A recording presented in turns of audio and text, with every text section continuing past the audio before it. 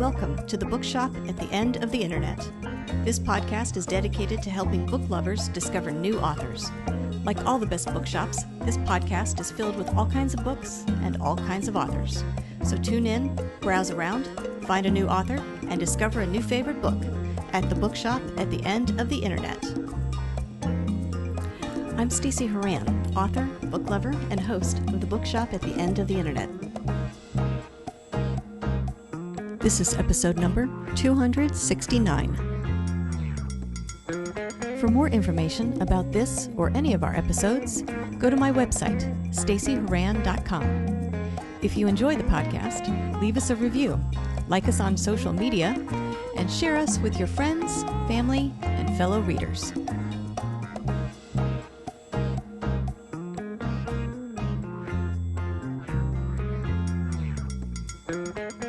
In today's episode of The Bookshop at the End of the Internet, I'm joined by author Evan Kidwell to discuss his debut fantasy novel, Timeaous Spark and the Luck Curse. This first installment in a new series introduces a world where magic is unlocked through brutal trials, and the abilities revealed determine one's place in a rigid class system. Timeaous Spark discovers that his magic, known as minor luck, is a power society views as dangerous. His journey forces him to decide whether to accept the role he's been assigned or fight for the life he wants. Evan wrote this story with themes of bullying and self-discovery in mind, drawing on his own childhood experiences and the advice that helped him through them. And although this is his first book, he's been inventing characters and worlds in his head since he was a kid. And some of those characters finally make their debut in this novel. In this episode, I'll chat with Evan about his writing journey, the moment at a work conference that pushed him to finally write the book, and the people in his life who encouraged him to keep going, as well as a few other things. Coming up.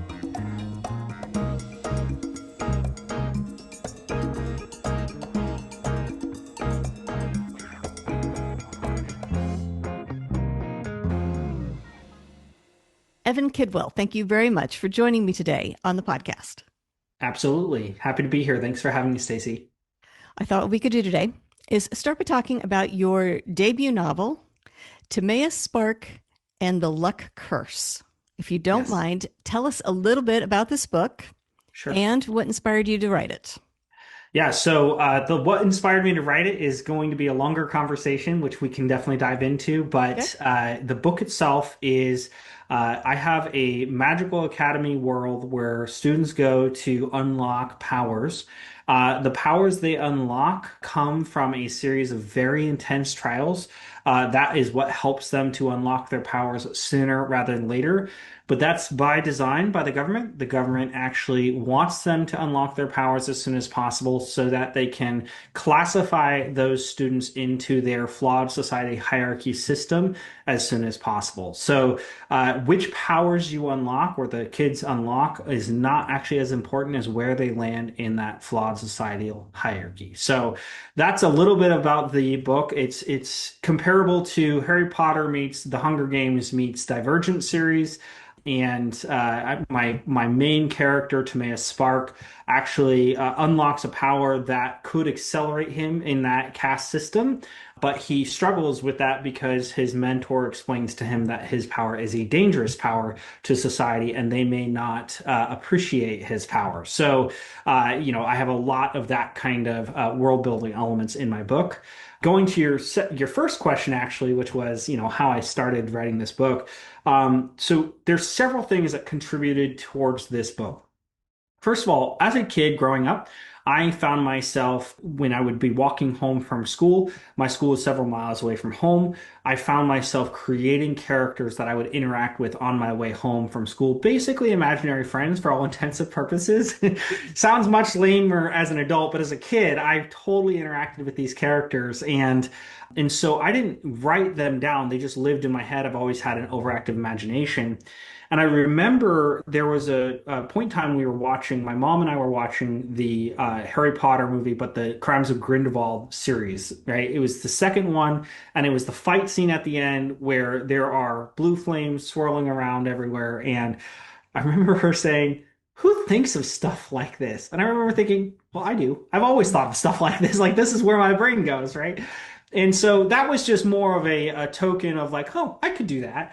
But I didn't really take it seriously. It was one of those things that I've always written down on goals in my life, like, oh, I'd love to write a book. And that came more from a desire to like do it, not because I thought I'd make a great book initially, just because, it'd be cool to say I wrote a book. And I then I do keep a dream journal. I have very active dreams, and sometimes I feel like I'm watching a movie inside of my dreams.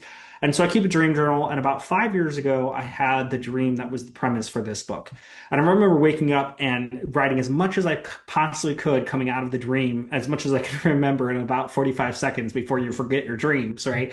So after I had that initial premise, I kept thinking, man, that'd be a cool book. I can actually incorporate some of those characters I created as a kid because as a kid, my characters that I created all had powers, right? So that would be really fun to do. And I just kept thinking, oh, that would be fun to do. And then I was at a leadership conference at the end of 2023, and I come from the world of insurance, so it's got nothing to do with fantasy or young adult fantasy at all.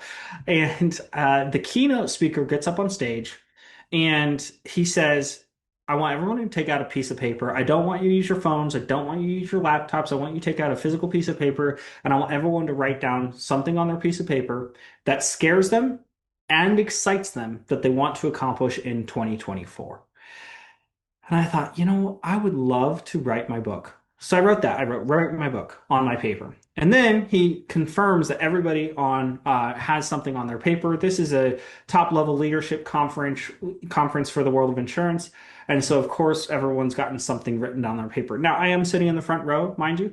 I try to be a good student in any setting that I'm in. And so he points right at me and he says, "You have something on your paper?" I said, "Yep." And he goes, "Okay, come up on stage." And I was like, oh, great.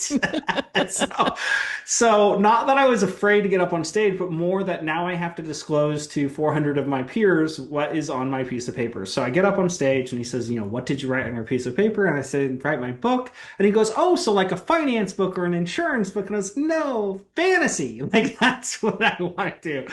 And so his whole keynote presentation was grilling me on why I wanted to write my book, like what my book was about, what was in my head, all that stuff. And what it really drilled down to was growing up as a kid, I was bullied a bunch as a kid. I was always one of the smallest kids in my class. Just to put in perspective, I did wrestle in high school. I was 98 pounds as a freshman in high school, right? So I was smaller than all the girls too, right? So for the most part, and so I got picked on a bunch as a kid. And reading was my escape from that, right? It was my way out of not having to deal with I'll call it the trials of real life, and I was able to then escape and transport myself to a different world. And that was something that was important to me to create for others to be able to have a similar escape. But I took it one step further and I thought, I want to give people the ability to escape, but I also want to equip them with some of the tools I had to learn along the way in reference to things like resilience to really make that mission shine and not just about escaping the realities. So I get off stage from this event. And again, I'm in front of my mentors, my peers, people that I have a lot of respect for in the industry. And one of my peers actually said, "You know what this means, right?" And I said, "What?" He said, "You've already qualified for this event next year, which means you can't show up to this same event next year without a book." So I was like, dang it, you're right. And I will say this. So hats off to the keynote speaker who had this conversation, because if I had not actually announced this to the world that this was something I was going to do, and then now 400 people are keeping me accountable throughout the year, anytime I'd have conversations with them, they'd be like, "How's your book coming?" Right? What's going on with your book? And so if I didn't have that level of accountability and I had just written it down for myself, I probably wouldn't be having this conversation with you today. So that's my entrance into the world of authorship. I absolutely love it. I wrote the book from a philosophy of would I want to read this book, and I really enjoy not only the characters that I developed in this book, but how the plot paces and moves forward. And I have three kids, so I have a busy life. So I just every day sat down and wrote a little bit every day. Once my kids were in bed, I'd sit down and write. And sometimes I wrote for an hour, sometimes I wrote for 3 hours. But I did accomplish the goal. 3 days prior to that same event the next year, I launched my book on Amazon and went through the whole process, editing everything. And it was a lot more work than I realized it was going to be. But I accomplished the goal that I set out for myself. So, Very good. Okay. So I'm curious what your colleagues' reaction was when you got up there and said, I want to write a book, and not only a book, but a fantasy book that has nothing to do with why we're all here today. right. Exactly right. Did you find people going, oh, yeah, I'd always wanted to write one too, or don't sit in the front row ever again? Or what was the reaction? It was a little bit of both, actually. I had some people saying, well, that's what you get for sitting in the front row. You'll learn your lesson, right?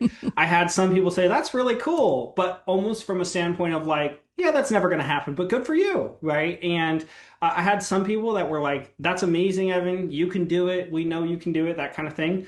And it's interesting too, because coming out of that event, I now knew what my goal was. I knew, okay, I have to create a plan of action to get to that goal because it doesn't just happen by accident. It doesn't happen overnight or by magic. Although I wish it did. That'd be great. If I had the ability to just be like, this is what's in my brain and magic, right? Like that, Right. that's great. But that's not how it works. But I also had some major naysayers in the very beginning stages of this. I had one guy who said, and he's been an author, and he said, "Well, do you have your MFA?" And I said, "What's that?" Right? Like, I don't know what that is, right? And he goes, "A master's in fine arts." And I said, "Nope, I don't got that." And he goes, "Then you're not writing a book this year." And that was one of the things that actually spurred me on the most. It's like, you know what? Watch me. Don't tell me I can't go do something that I'm passionate about, that I care about, that I enjoy, right? And just because I don't have some fancy degree doesn't mean I don't have these stories that live in my head, right? And so I did prove him wrong, and he did say, same guy said, if you do write something, it's not going to be something of quality.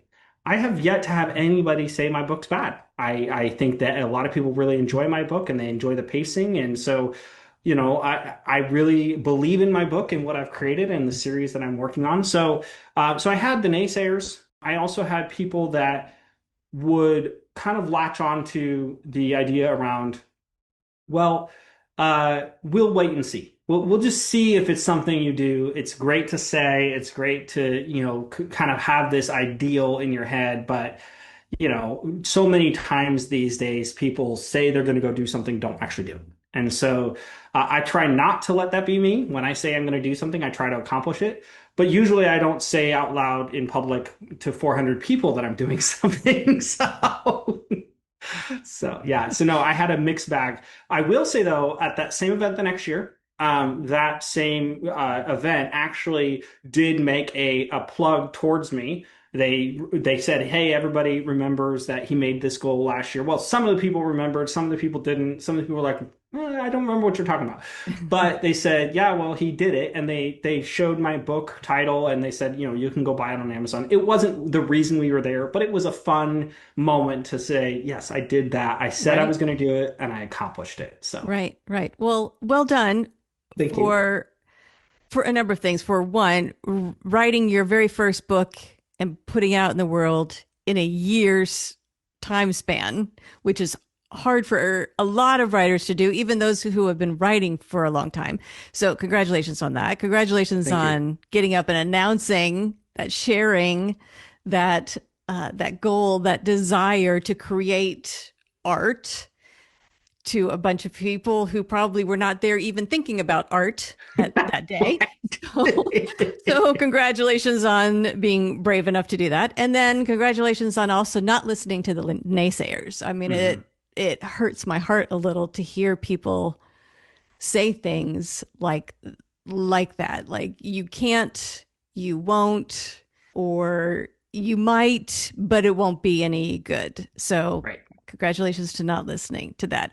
I'm curious about the people in your life who were the sort of countering voice Hmm. to those who were either in the negative camp or in the lukewarm reserving judgment camp. So who were your cheerleaders going Yeah. into this?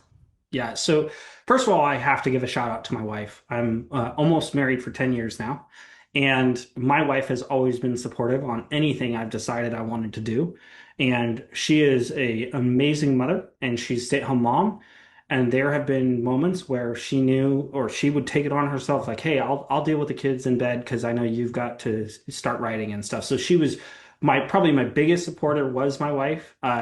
I will say, when you find a good woman in your life and you find a good partner, it makes a big difference in the things you're trying to accomplish for sure. So that's for sure one.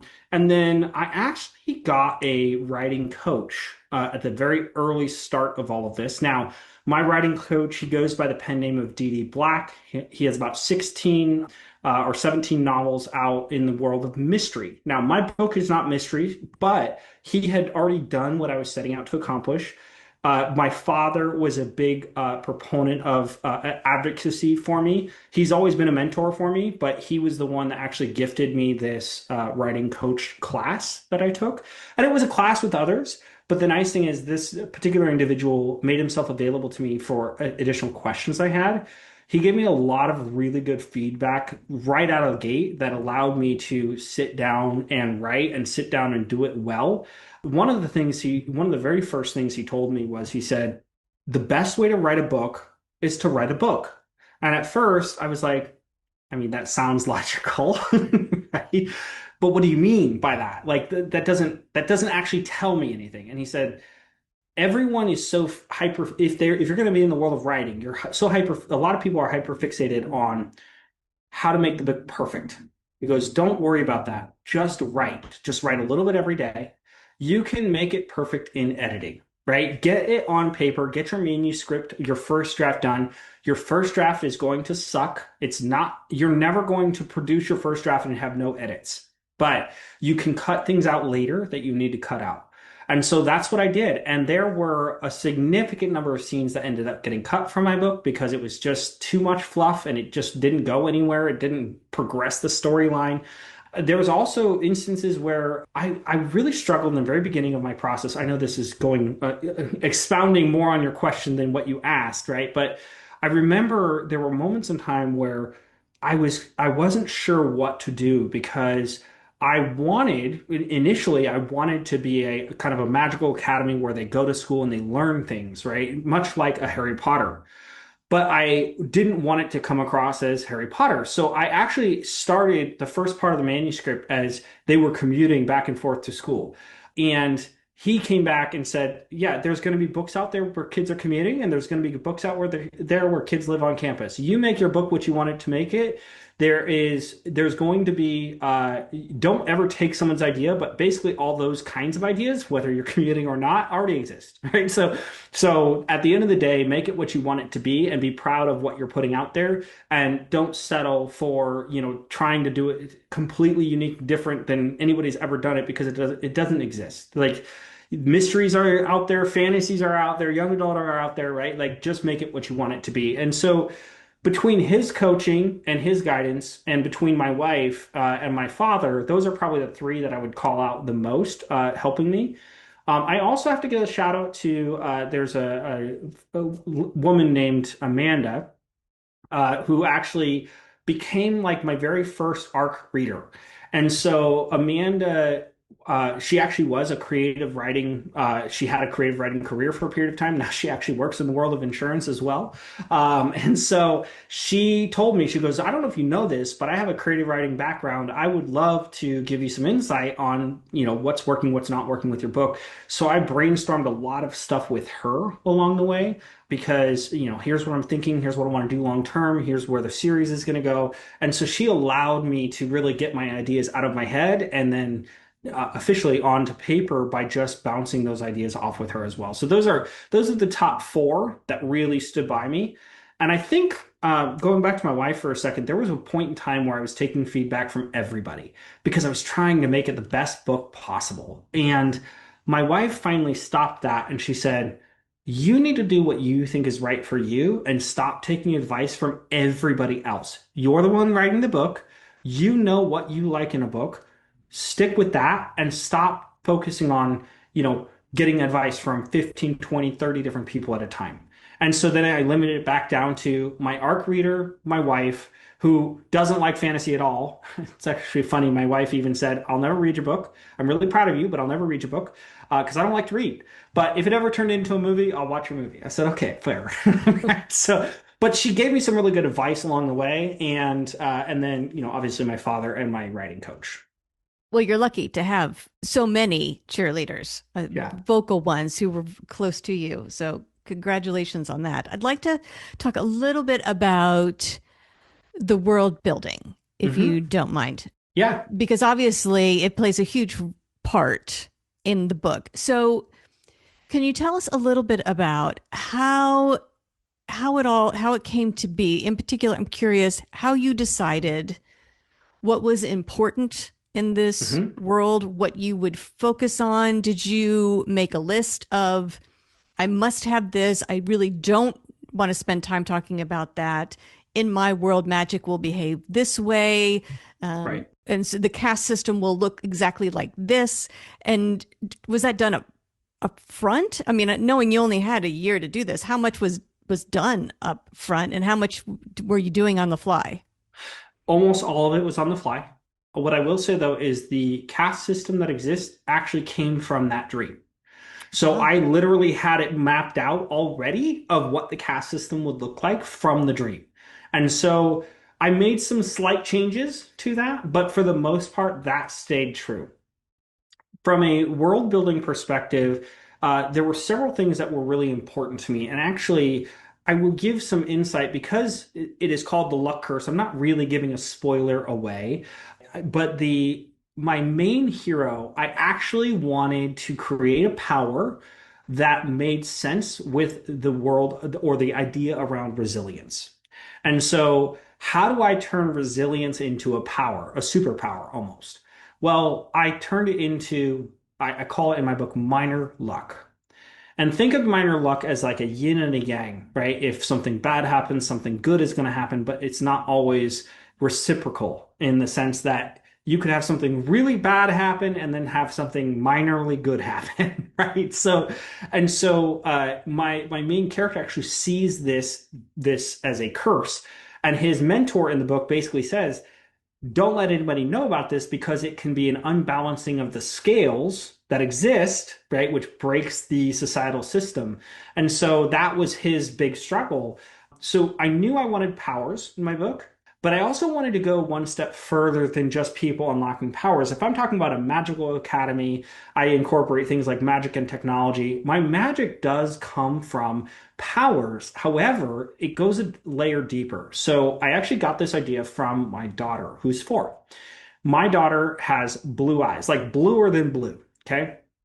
And my wife and I both have brown eyes. And I understand that genetics, how they function, right, means sometimes you don't know exactly what you're going to get. Okay. So I figured, what if I treated my power system in the same way that genetics works in the real world? Now, my book is a parallel world to ours. I did that on purpose. It's not like Harry Potter where you can enter to this parallel world from our world. It is a complete parallel world. I did that because I wanted the freedom to make my book and have the rules of my book be what I wanted them to be and not be stuck by the rules of what our society demands. But I thought, hey, if mythical beings of old actually did at any point in time pass their powers on to human beings, then those human beings could pass those powers along, through blood. I call it bloodlines. That's the caste system that exists, right? Through bloodlines over time. So I actually have instances in my book, for example, where 2 angel bloods actually give birth to a fairy blood, for example. And that causes its own conflict because they basically outcast their own daughter because she has these powers that aren't in that higher bloodline echelon tier. Okay. I also wanted to make it clear that you don't necessarily have to have powers. There are non-powered individuals in my books. I call them non-Crees, like non-creatures, right? You don't necessarily have to have powers to do good things, right? And so, things like friendship and resilience can overcome not having powers, which is very big theme in my book as well. So that is a little bit around the world building. So I took it from mythical beings of old have passed their powers on to human beings over time, and the human beings have passed those powers on via genetics, which means it's implied, but it's never outright spoken this way in my book, that all the powers that could exist are already known, right? If they've been passed along through a genealogy, right? And so that's why once you unlock a power, it's very clear which where you sit in that hierarchy system, right? And so that's the idea behind the world building. But I did also include, so if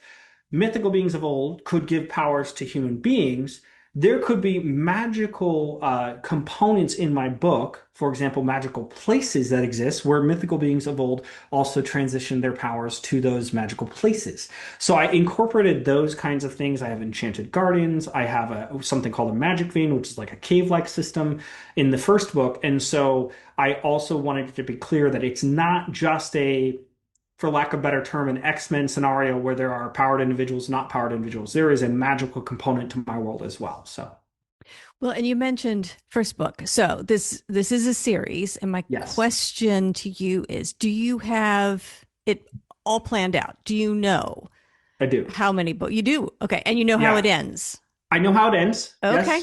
Yes. So I do know how it ends. I have the next two books mapped out in my head of like what needs to happen for the books to move forward.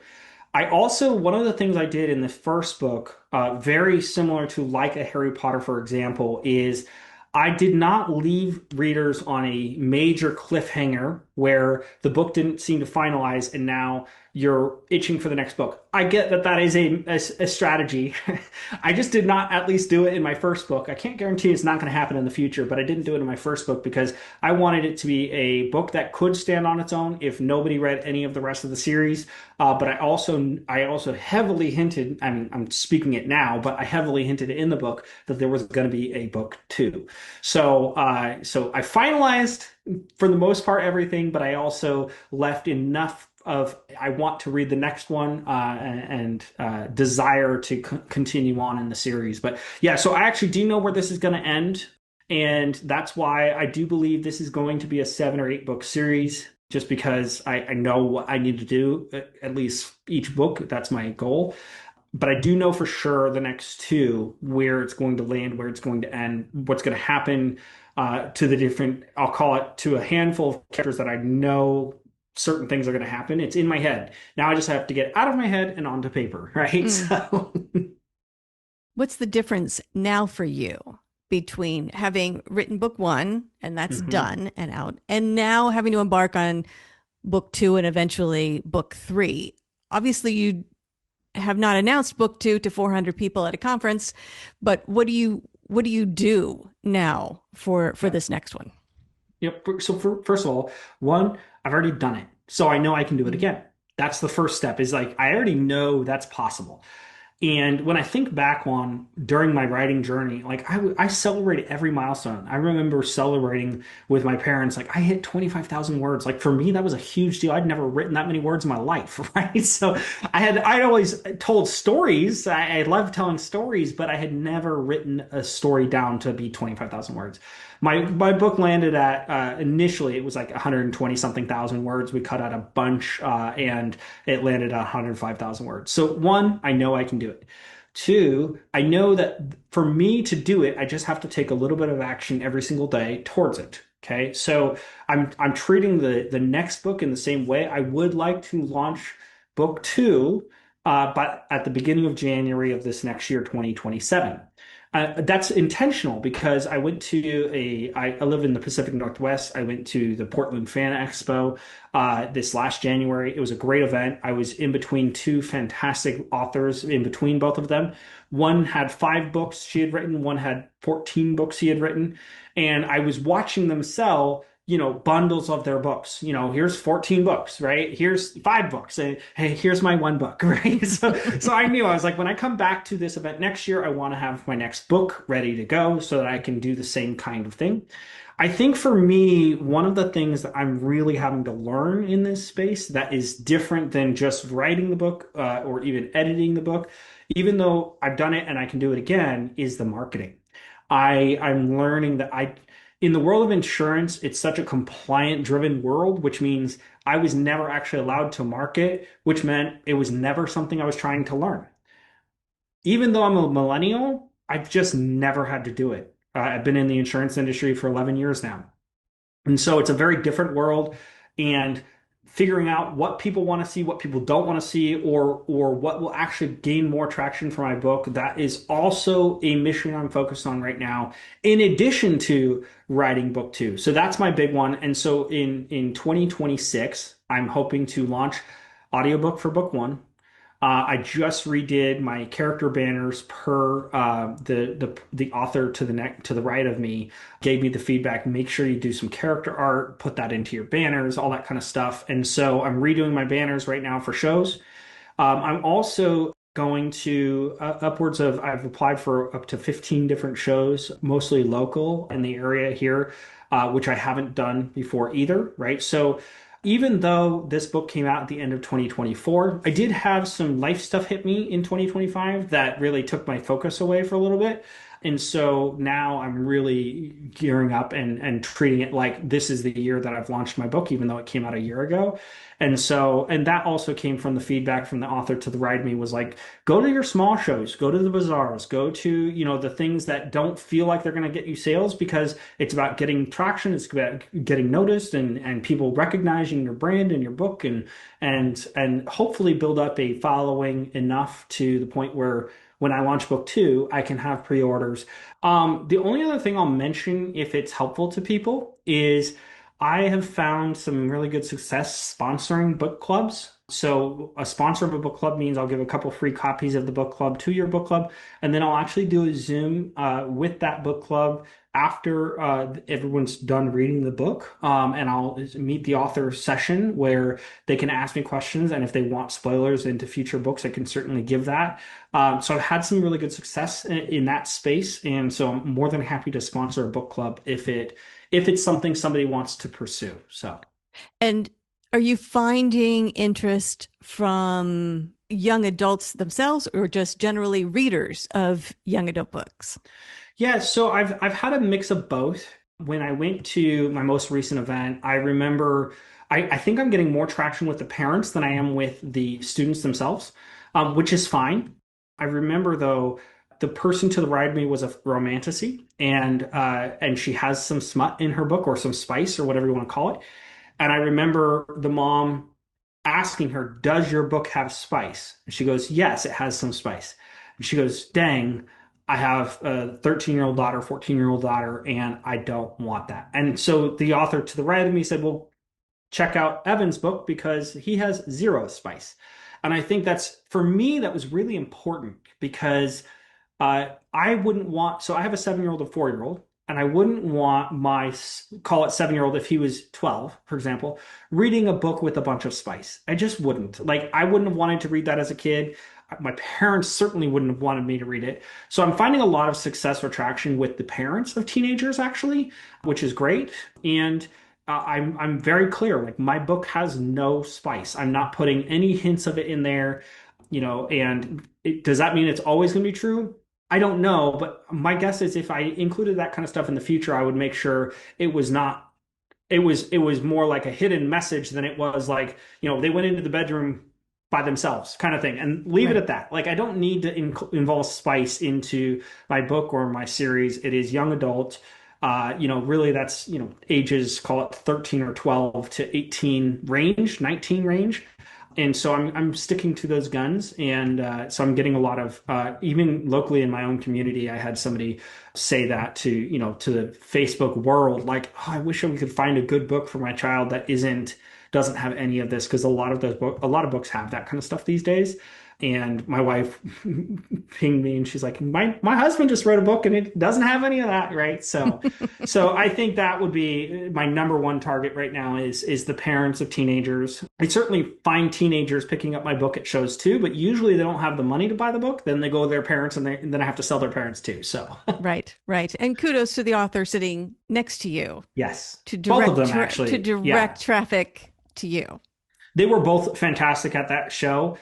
The one to the left, the one to the right. We were the only I think there were four authors at that event, but we were basically all together, and so we did a good job of kind of playing along with each other. Like if someone was looking for a spice, well, mine has none, but you should go over here. And so, and they gave me some of the best author feedback I've heard since I started. So I really appreciated both of their wisdoms. Yeah. Were you surprised by how congenial the author community was? Was that something you knew or expected when you got into It's it? not something I've experienced yet because at other events I wasn't by other authors. And so, it was kind of like they'd have one author here and one author here. And the very first event I did last year, 2025, I went to Emerald City Comic Con, which is in Seattle. And they have a whole writer's block in that event. And I didn't actually get into that event because by the time I'd launched my book, they had already filled their writer's block section. So I actually paid pretty handsomely for just a straight floor spot. Well, straight floor spot means I'm in between, video game creators and actual comics and, that kind of stuff. And so I was not with other authors. So I had not actually experienced that yet, but it was a breath of fresh air to actually experience it. It was almost like we're all in this together and we're all trying to move the world of authorship forward together. And it was not I'm going to talk to them and not you. Like that's not the vibe I got from these other two authors who are obviously both very successful. So Right, right. Well, I'm glad you got to experience that. Hopefully that will be you'll experience more of that. Hopefully that will be the case for you at these other yeah, events. that's the hope, right? I live in a tiny little town called Sequim, Washington. If you looked up Sequim on a map, you would not realize that it says Sequim, right? It's spelled Sequim. So if you're not from the area, everyone pronounces it Sequim. But it is a tiny little town on the peninsula of Washington, which means I'm about 2 hours away from the Seattle, Tacoma area. And so I'm in a small town and I don't get to experience that kind of camaraderie with other authors unless I'm at an event and unless they're next to me. So it was really a breath of fresh air for sure. Yeah, good. And I'll tell you long-term goals, since I'm all about saying something and then walking towards it, is long-term goals. I would love to have one or more of my books become New York Times bestseller. And I think I can do that in book two because I know what I need to do better from book one. And I'm doing the things I need to do to make that happen. So Good, good. Well, you have a plan. I have a plan. Now you just have to find all the time necessary to carry it out. Yes, exactly Easy, right. easy Yeah, to do. sure. Easy. Wife, three kids, a full-time job, and writing, and marketing, and Right, right. right. So No problem. no problem. All right. Well, if people want to, along those lines, if people want to learn more about you and the books and look for the new release when it's available and find out where you're going to be, that kind of thing, where should they Yeah. go for you and that information? Yeah, so I'll start with Instagram. That's where I'm most busy right now. I have, so Evan underscore Kidwell underscore author is my Instagram page. Unfortunately, for some reason, I'm not able to use Threads anymore. But I guess I was overly active on Threads, but I do have an Instagram page. And then same thing with Facebook. I have Evan Kidwell author. They don't allow underscores on the Facebook pages. And I do have a website, timeousspark.com. So those are kind of the places to find me from a social media standpoint. Feel free to sign up for my email newsletter as well if you want news on what's coming, where I'm going to be, all that kind of stuff. So those are the top three places to find me: is Facebook, Instagram, and my website. Excellent. And if people want to purchase a copy of Timeaous Spark and the Luck Curse, where should they go to buy it? The best place right now is actually Amazon. If you type Timeaous Spark, it's Timeaous Spark. into Amazon, it will pull up for you. I do have my books in like the online portals for Barnes and Noble, so you could certainly go there or any of the places you might find books like Apple, all those places. But the number one place that I'm seeing traffic is Amazon right now.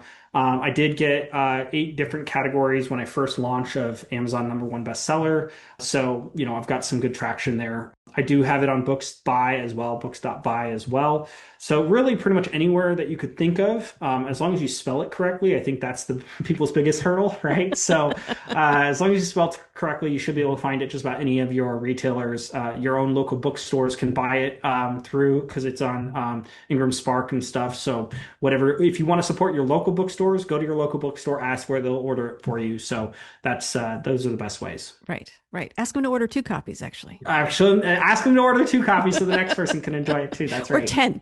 10. That's right. Right. Good. Well, Evan, I want to thank you very much for joining me today on the podcast. And I want to wish you luck with Timeaous Spark and the Luck Curse and writing book 2 and all the other things you have going on. Congratulations on everything you've accomplished so far, and best of luck with the rest of your writing journey.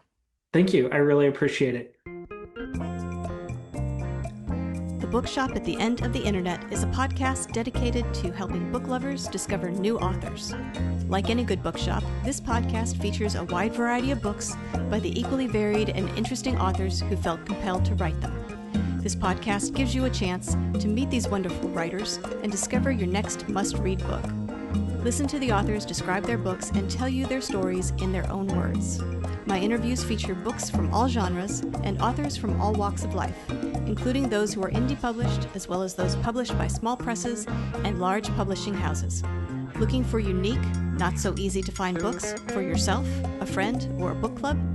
Tune into this podcast and find your newest favorite author or maybe a soon-to-be bestseller. This podcast, like all the best bookshops, is filled with all kinds of books and all kinds of authors. Tune in, browse around, find a new author, and discover a new favorite book. You never know what treasures you might find in the Bookshop at the End of the Internet.